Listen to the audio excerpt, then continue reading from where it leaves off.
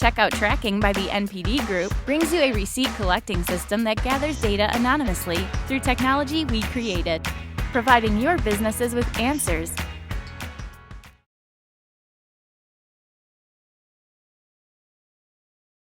Ladies and gentlemen, by show of hands, how many people here go to the Game of Thrones viewing parties? It's a big thing here in San Francisco. I know this is going to shock you, but I'm actually the master of ceremonies at the Game of Thrones viewing parties. And I also read the book, so I like to say things like, ladies and gentlemen, in this episode, Ned Stark will be executed at the Sept of Baelor. People hate it when I spoil it like that. I was at a Game of Thrones viewing party recently, and we were talking about the industry, and we were talking about the fact that effective cost per acquisition, ECPA, is the number one challenge that the industry is facing, bringing players in at effective costs. And I heard a voice say, well, it's like anything in life. You got to cheat. You got to cheat at user acquisition. And I said, that's a Casual Connect talk. And it turns out that's a Casual Connect talk. So ladies and gentlemen, please help me welcome to the stage Andrew Marsh, CEO of Fifth Column Games.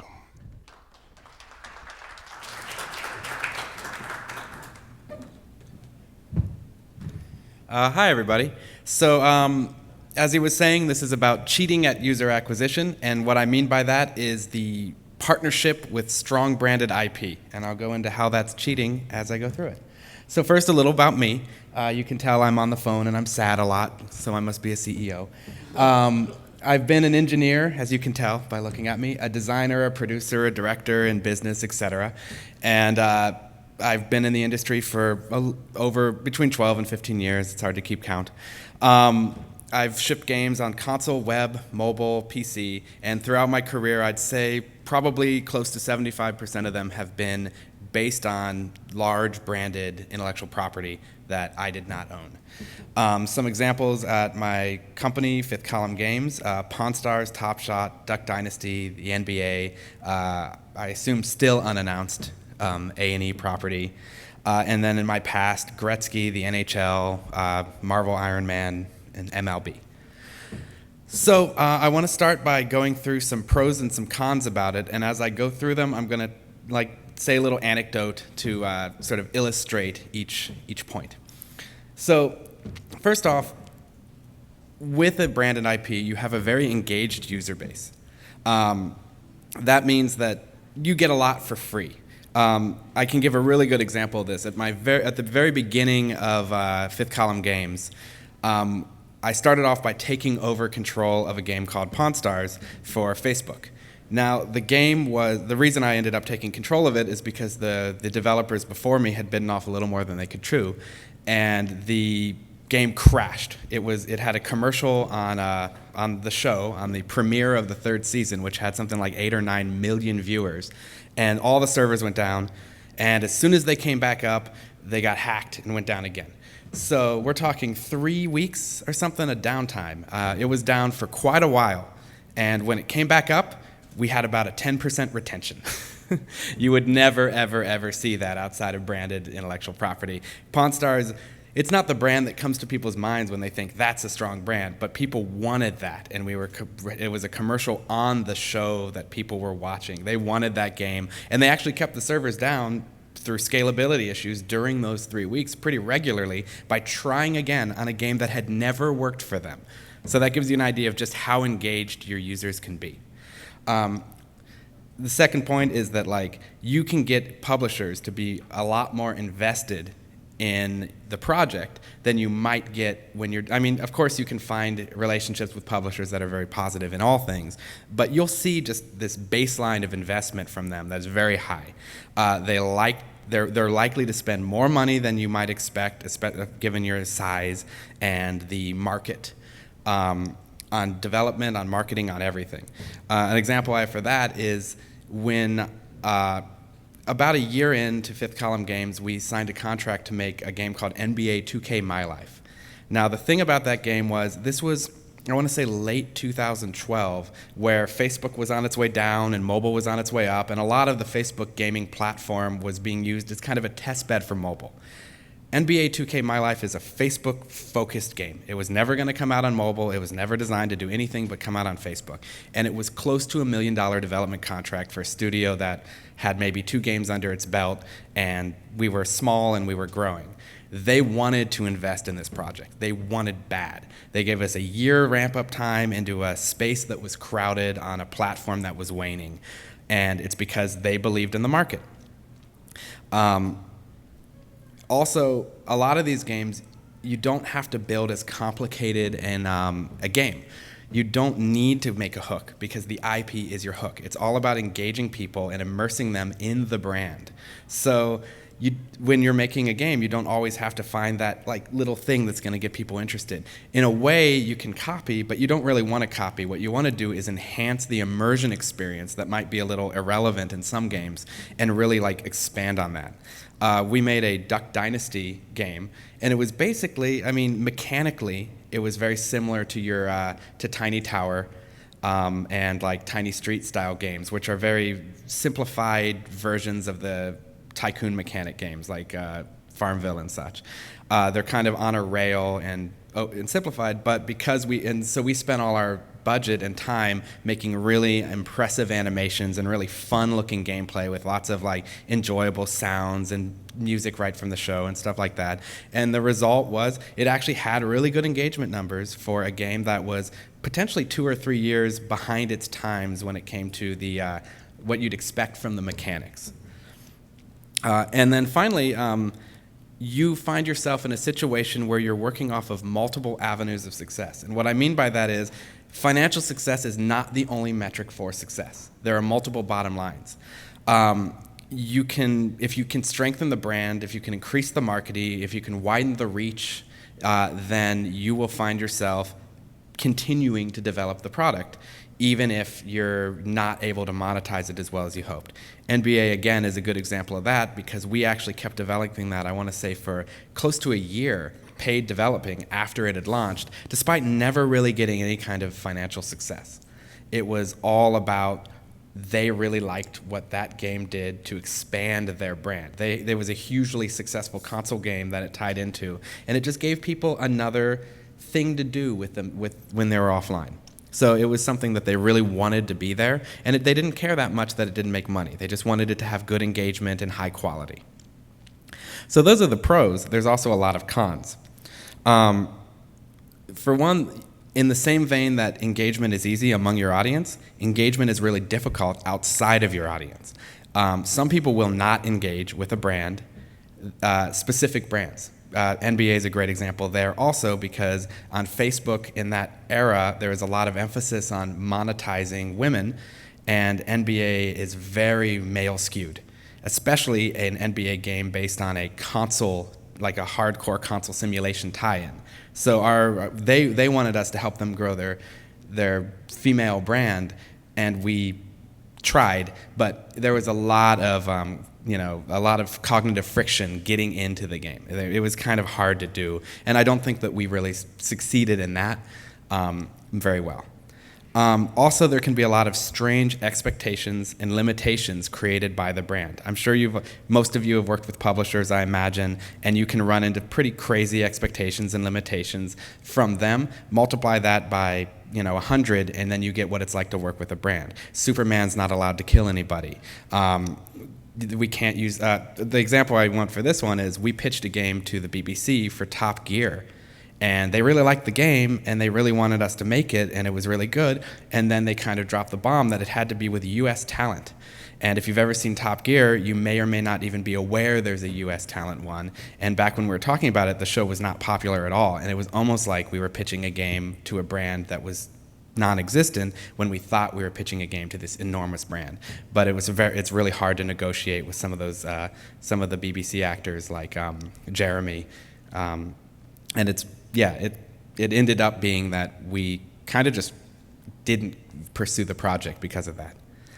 And in that same vein, you run into a lot of politics. Or sorry, I skipped one. Contract inflexibility is kind of similar because there's a lot of stakeholders.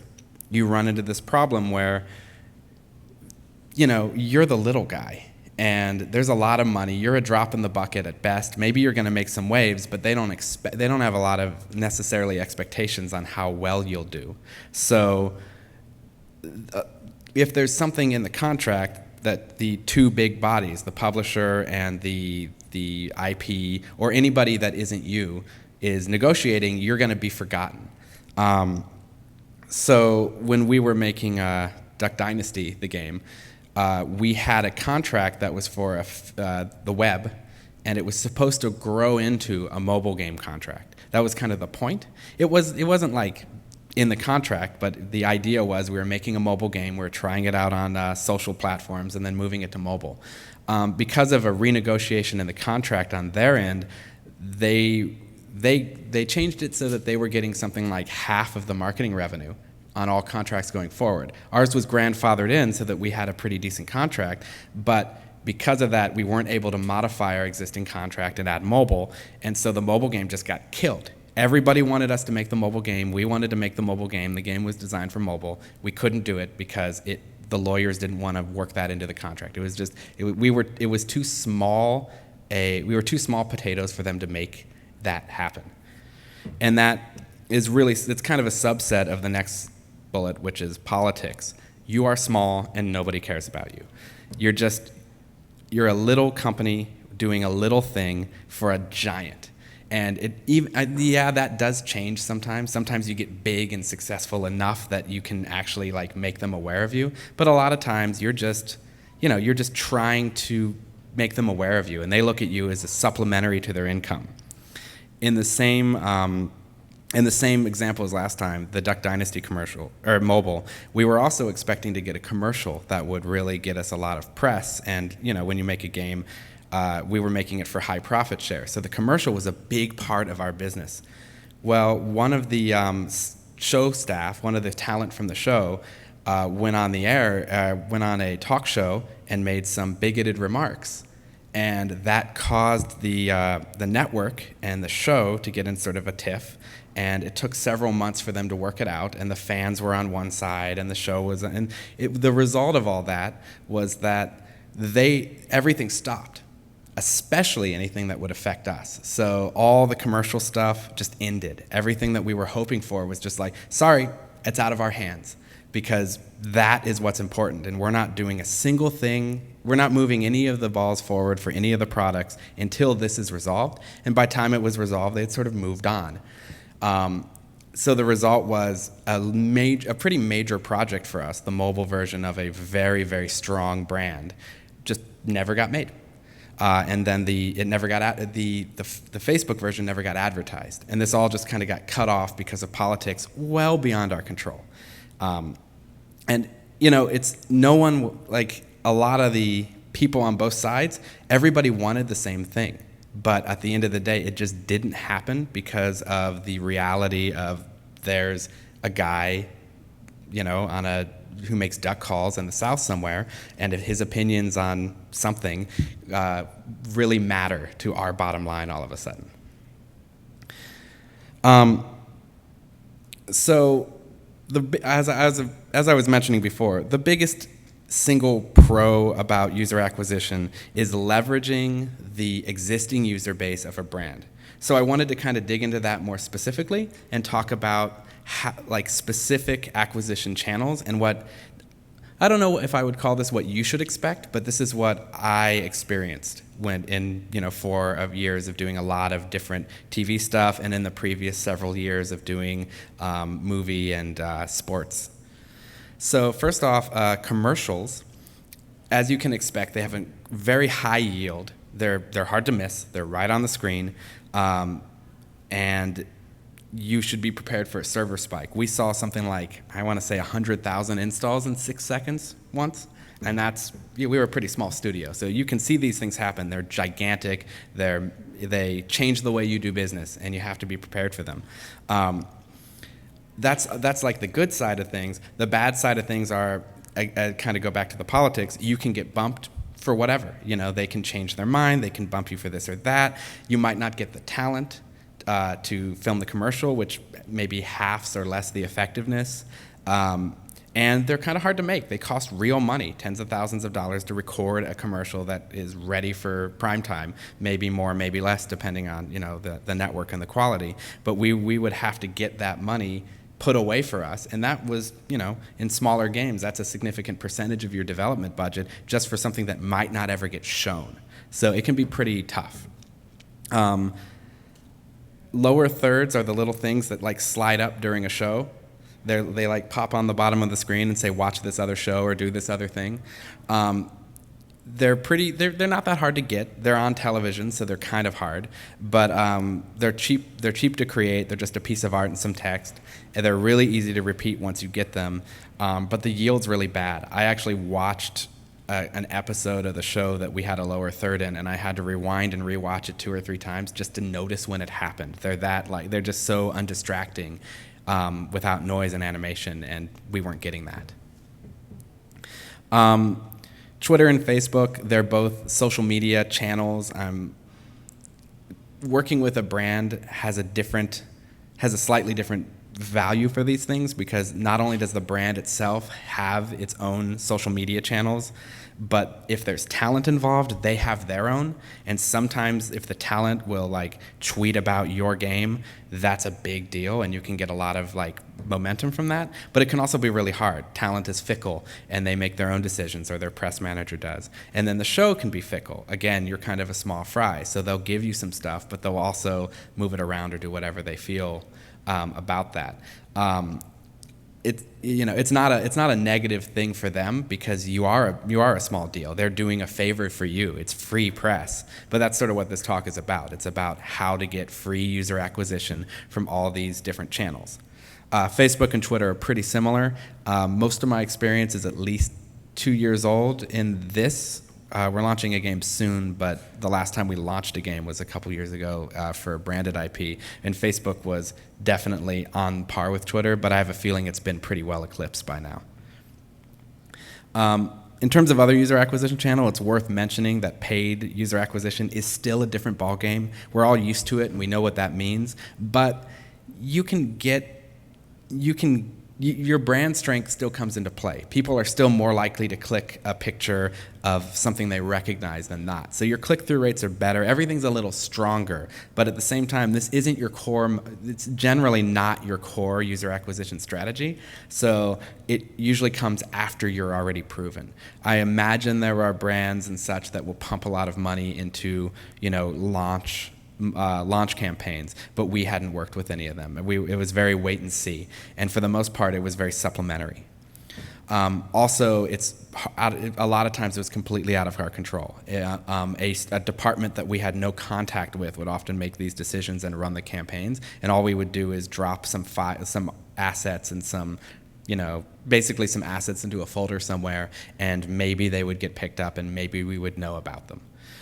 But it could really help you through the stretches, like if it's a TV show when it's not in season, for example, and help keep the game going.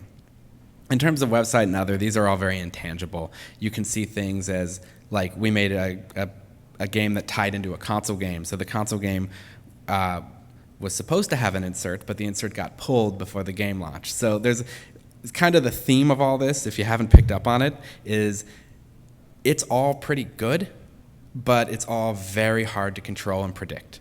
We would have, I think the best example of that is with the same company.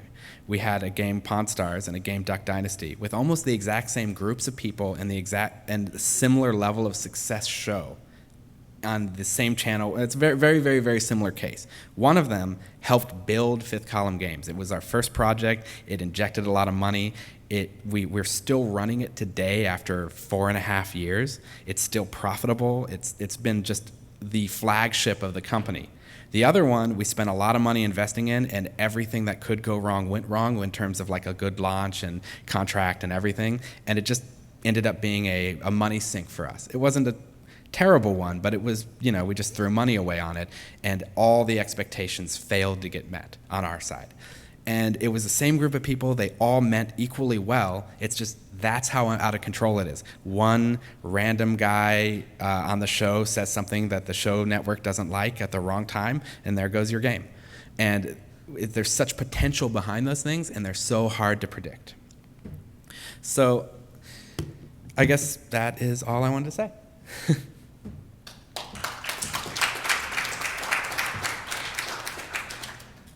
Questions for Andy Marsh?